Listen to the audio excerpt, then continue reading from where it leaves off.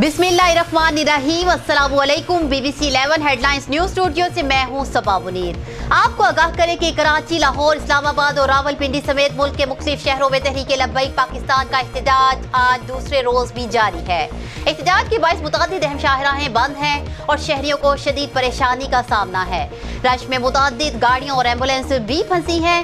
کئی مقامات پر مظاہرین اور پولیس میں جھڑپیں بھی ہوئی، جس کے باعث متعدد پولیس اہلکار اور ٹی ایل پی کارکنان بھی زخمی ہوئے۔ پولیس نے 100 سے زائد مظاہرین کو گرفتار کیا ہے۔ وفاقی حکومت نے اسلام آباد میں رینجرز تعینات کر دی ہے۔ مشتعل افراد نے پولیس گاڑیوں کو آگ لگائی ہے اور عام شہریوں کی گاڑیوں اور موٹر سائیکلز کو بھی نقصان پہنچایا ہے۔ فیروزوالا میں مظاہرین کی طرف سے رینجرز اور پولیس پر پتھراؤ کیا، جسے ایک پولیس کانسٹیبل جاں بحق ہو گیا، جس کی شناخت محمد افضل کے نام سے ہوئی۔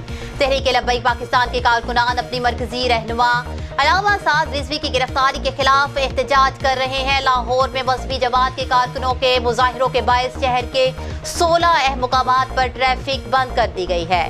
رائےونڈتما پلی کے دونوں اطراف رنگ روڈ، کرول گھاٹی اور بتی چوک میں احتجاج جاری ہے، جس کے باعث شادرہ چوک، خیابان چوک، ایل ڈی اے چوک، کوٹ عبد المالک، محلن نوال، چنگی اورسدو مکمل طور پر بند ہیں۔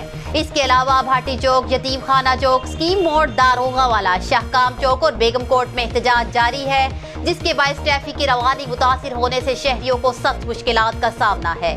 دوسری طرف حکومت تحریک لبیک کے ساتھ کیے گئے معاہدے کو قرارداد کی شکل میں اسمبلی میں پیش کرنے کی تیاری کر رہی ہے۔